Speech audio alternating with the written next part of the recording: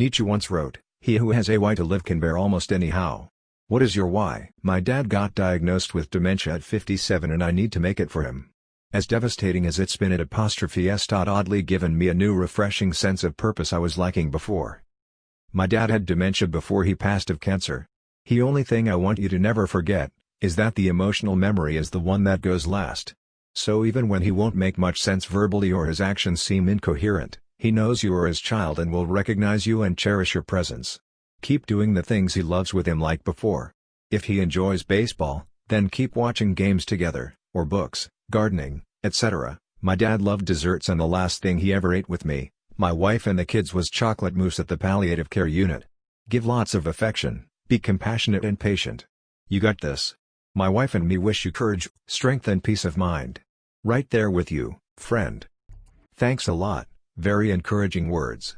My dad does love me and it shows, even though his memory is already really bad and I love him back. I am not trying to be a downer. But my grandmother at dementia. It's so hard, and it is awful. Him saying this out of love and the also knowing the struggle and what it's like. My grandma didn't remember who I was, but she thought I was a different family member. It was still hard, and just keep loving your father.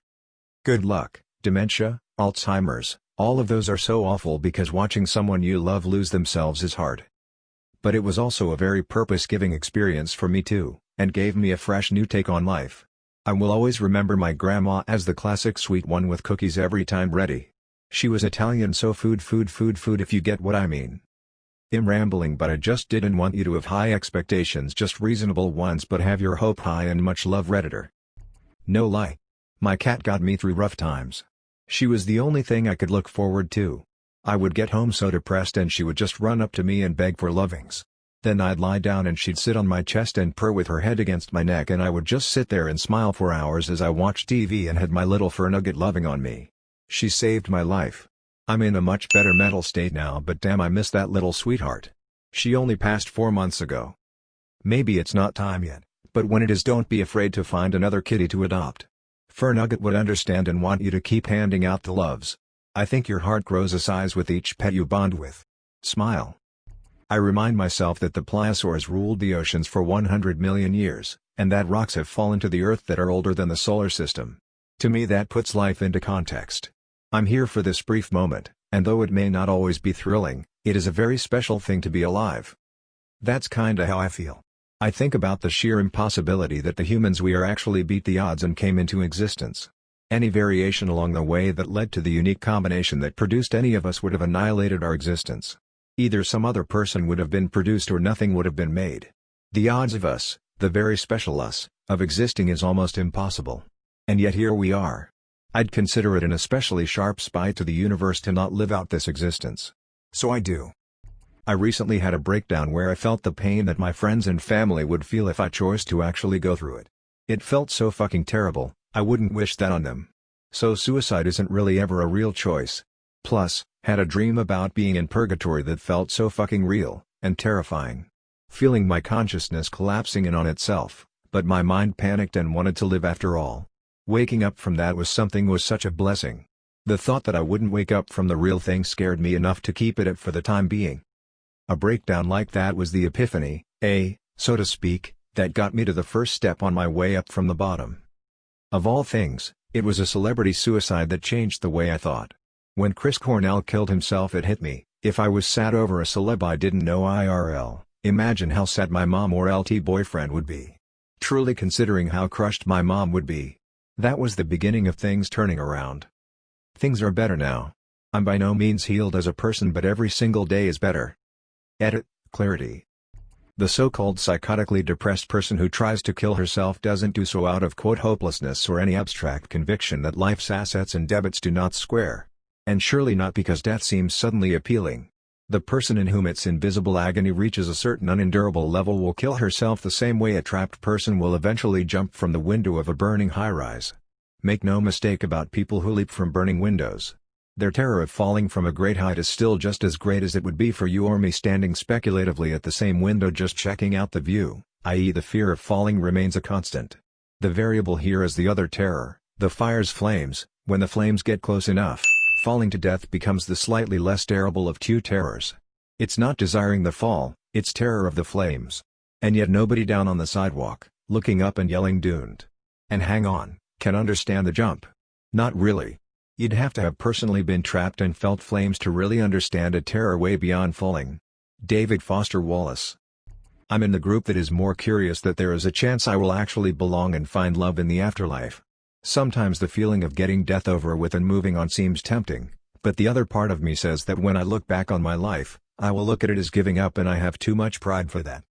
To die, to sleep, perchance to dream, there's the rub, for in that sleep of death what dreams may come, when we have shuffled off this mortal coil, must give us pause. There's the respect that makes calamity of so long life.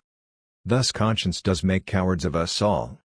Shakespeare, Hamlet, 1609. This comes from the famous To Be or Not to Be soliloquy, and while this is certainly a dark moment for the title character, this reasoning somehow gives me comfort. It is our choice to be here, but it's also our choice to make the most of our time here. And I choose to experience this life, through the ups and downs, and try to stop and smell the roses while I can. This body holding me reminds me of my own mortality. Embrace this moment, remember, we are eternal, all this pain is an illusion. Thule, Parabola Lateralis, 2001. I suppose my biggest motivator is to prove myself. Growing up I had an abusive stepdad who, among other much worse things, would routinely tell me that I would never amount to anything, and that I was too much of a freak for anyone to ever love me. For every major achievement in my life, I like to imagine he's in the crowd, watching me prove him wrong in real time. I've gotten through some pretty challenging times just by reminding myself that I cannot be what he expected me to become. Also, my dog. I bet Hess just mad that you remind him of a time when your mom was with your dad. You all succeed at whatever you decide to, my guy. That just riles me up. I'm sorry you had to go through that. And you know what? His words mean jack shit even if you do have a rough patch in life. Framing yourself through the eyes of someone else isn't fair to you. They don't know what you've been through or think about on a day-to-day basis. On that note, framing him through my eyes, your stepdad will never stack you to you, your accomplishments, or your dog. 2 hours ago I would have said my GF. Now I'm all alone. Sorry for commenting, I just want to be cheered up. Edit, thanks a lot for your kind words, strangers. Since some wondered, we were together for almost 7 years and we knew each other since when we were kids. I'm 26 years old now. I'm gonna tell you something that is one of the most important things you can ever learn or attempt to learn. Don't let your why be a who. If you're gonna live your life, then live it for you. Having people in your life is great, but making people the reason for you life is bullshit. I know 'cause I've lived both sides of that coin. Live for you and you'll never be saddened by it, my man. Thumbs up. The most recent one were 2 of my best friends, or at least very good friends. For context, no one ever really puts any effort at all in my birthday out of my friends. The most I get is a happy birthday. I've gotten something once, and this year a friend took the effort to do a little walk with me for my birthday because we were already with each other, so that's nice. But from my best friends, even though I always have their back, give them gifts and souvenirs whenever I come back from vacation, and always check up on them to make sure how they're doing, I don't expect anything at all because that's the reality. So, this year, I turned 18, which is special for a lot of people. I didn't expect anything, even though I do put a lot of effort in friendships, as usual. But this time I decided to ask why no one puts any effort in my birthday. So I approached my 2 best friends and just kindly asked them, "Hey man, what's up? I always put so much effort into my friends and I never receive anything back, how come? How do I improve that? What do I do wrong?" Mind you, I'm never angry at all. Of course, every year I'm disappointed, but I'm not the type to become angry because I'm not that important anyways, lol. I do however find it strange since my friends almost all, including them, live pretty close to me. Even just a text saying "How was your birthday?" or a FaceTime call would suffice. I don't even want gifts per se. But even that never happens. So I asked them that kindly and explicitly told them multiple times that it was just a question, nothing more, since this always happens. I'm not mad by any means, just curious. I was legit very curious, nothing more, since every single year the mutual factor is in fact me. They didn't take it well and said they felt really guilty and wanted to have a little bit of distance, so ever since my birthday last month they didn't really want to talk anymore, so 2 good friendships just vanished. I'll see them at school in 3 weeks, who knows, I'm not gonna be awkward or anything, whatever, it's their choice. I'm not mad, just disappointed, but who cares, right? Lol. I mean, I don't have that many people to talk to, around 3, but I'm fine on my own. I don't know you at all, but in Germany we have a saying "Verkauf dich niemals ohne Wort," and it means something like never do something that doesn't get appreciated. Do it for those who actually appreciate it.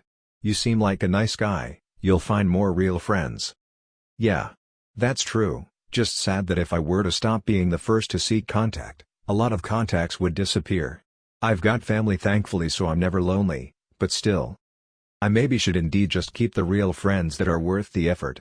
My ideology is that you should always make the best of it and spend enough time with the ones you care about, because you never know what happens in the future. Not everyone dies at an old age. I'm still enjoying life and will for a long time, hopefully. Thank you for your reply. Smile. There is an unlimited amount of good that can still be done. Every single day, every single moment, I have a chance to do something good. Like right now I'm relaxing on my couch getting ready for bed, but if I wanted to I could walk to my neighbor's house and leave a nice note, or some money, or a gift. Or I could walk down the street and pick up some trash. Or I could go online and send a kind message to someone. And those are just things I could do now. Tomorrow presents hundreds of other unique opportunities to do something good. The world will never have enough good. And while I fall short often, every single day I wake up with the opportunity to do something good. And that is an opportunity and responsibility I'll never take lightly.